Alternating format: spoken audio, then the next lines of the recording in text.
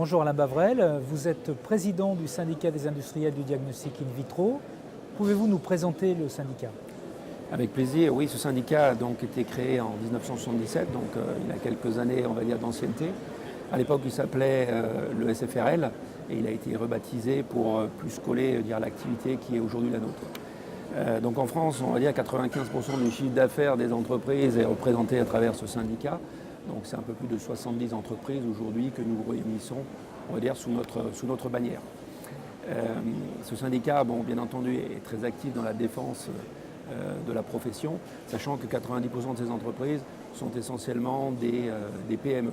On a beaucoup dans le tissu industriel français de TPE et des PME. Je dirais que la plus grosse partie de ces entreprises sont essentiellement des PME. Aujourd'hui, ce syndicat représente 12 000 emplois directs en France, ce qui est une somme à peu près non négligeable, et pour un chiffre d'affaires, on va dire, réuni des industriels qui se trouve autour de 1,8 milliard d'euros. Donc effectivement, ce syndicat est animé par un certain nombre d'industriels qui se portent volontaires pour pouvoir défendre la profession auprès des deux permanents qui animent au quotidien ce syndicat. Donc il y a bien entendu un président, un vice-président, un trésorier, un secrétaire général et 9 membres du bureau qui animent tous les mois on va dire la vie de ce syndicat et qui travaillent ensemble sur un certain nombre de sujets clés de manière à pouvoir apporter de l'aide et du support à l'ensemble des adhérents. En tant que nouveau président du CIDIF, quelles actions avez-vous lancées? Alors effectivement, j'ai été élu président du CIDIF en remplacement de M. Patrick Bujon depuis le mois de juin, donc on va dire que c'est relativement récent. Donc j'ai plutôt, on va dire, hérité d'un certain nombre de travaux qui ont été initiés. Alors l'un des projets qui avait été démarré en fin d'année dernière, c'était la création d'un livre blanc, de manière à pouvoir exprimer aux autorités, aux tutelles, quelles sont aujourd'hui à la fois nos attentes, mais la vision que l'on a du développement du diagnostic in vitro en France. Donc c'est vrai que ce diagnostic in vitro intervient, comme on le sait, dans 70% des décisions médicales.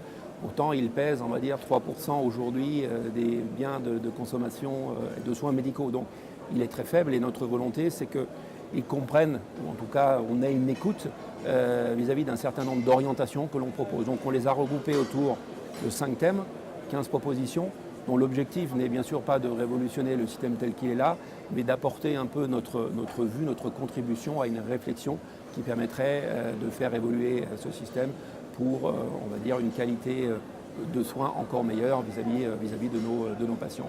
Donc ça a été le principal on va dire, sujet de réflexion sur ces premiers mois. Bien entendu, le changement de gouvernement a fait que les contacts ont aussi changé dans les organismes avec lesquels nous avons été jusqu'à présent attachés à développer et promouvoir nos actions. Donc il y a maintenant un travail, on va dire, de nouveau d'approche, de compréhension des orientations du nouveau gouvernement au niveau de la santé pour pouvoir essayer, autant que faire se peut, influencer, amener des idées, amener du support pour être sûr que le côté diagnostic reste un maillon essentiel des décisions qui seront prises au niveau de la chaîne de soins. Le CIDIF a été promoteur de l'organisation d'un congrès unique pour la biologie médicale francophone. Vous êtes présent aux premières journées francophones de biologie médicale. Quelles sont vos impressions? Alors déjà, je suis tout à fait satisfait d'être présent et je remercie donc Mme Carole Poupon de son invitation à ces journées et surtout, je la félicite pour l'organisation de ces premières journées qui sont un vrai et un franc succès d'après ce que j'ai pu observer jusqu'à présent. Alors effectivement, c'est un dossier, on va dire, qui remonte à quelques années au niveau du CIDIF, du syndicat, puisque notre volonté était de mutualiser 2 congrès, le congrès des hôpitaux et les GIB, en un seul congrès. Et tout ceci était essentiellement décidé pour des raisons financières. C'est-à-dire qu'aujourd'hui, nous connaissons tous la tendance du marché. Depuis les nouvelles lois de 2010, les industriels voient leur chiffre d'affaires année après année se réduire. Et donc on a bien entendu obligation de réfléchir aussi à faire des économies de manière à essayer d'éviter une érosion trop rapide des marges des industriels. Donc l'une des idées qui est venue en priorité, c'est la réunion de ces 2 congrès, ce qui nous semble quelque chose en plus de pertinent dans l'organisation. Et donc nous avons œuvré à la mise en place d'un congrès unique. Alors La première session s'est passée en 2016. Nous avons un congrès GIB à CNBH qui s'est tenu au même endroit à Paris en juin 2016. Donc avec une participation également assez élevée. Et donc la volonté était de reconduire cet événement l'année suivante, sachant qu'une année sur deux, c'est Paris et province, et c'est ce qui avait été convenu avec les deux présidents des deux syndicats. Donc cette année, effectivement, c'est en province, c'est à Bordeaux. Donc nous avons la joie aujourd'hui de voir qu'un nouveau logo a été utilisé. On parle aujourd'hui des premières journées francophones de la biologie médicale. Donc effectivement, c'est un terme qui avait été évoqué en réunion, il n'avait pas été utilisé.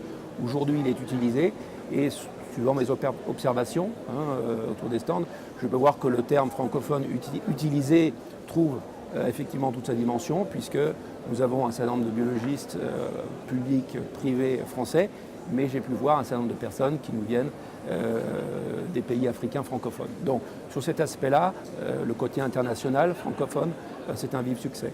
D'autre part, sur un point de vue industriel, plus de 400 industriels ont répondu présent.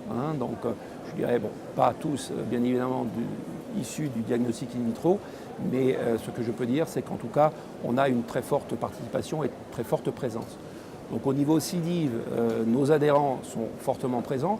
Un changement important par rapport à ce qui s'est passé sur les précédents congrès qui sont tenus en province, c'est la présence d'automates et d'analyseurs sur les stands. C'est quelque chose qui était inhabituel, on va dire, en province, en tout cas dans le cadre du congrès des hôpitaux généraux.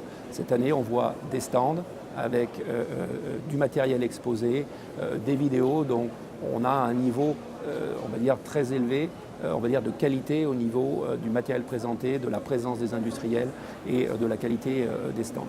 Ensuite, il y a la participation. Donc, ce que j'ai pu voir ce matin, c'est que les premiers arrivants étaient là. Donc, les gens répondent présents, donc, ce qui est très bien.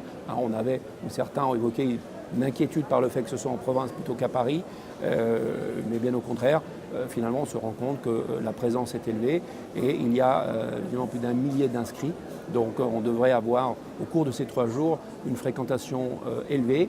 Bon, je dirais pour le plus grand plaisir de tous les ateliers scientifiques qui sont ici et bien sûr des industriels qui ont mis en place leur matériel sur les stands. Merci Alain Mavrel. Merci à vous. Comme d'habitude, j'ai été ravi de pouvoir répondre à vos questions.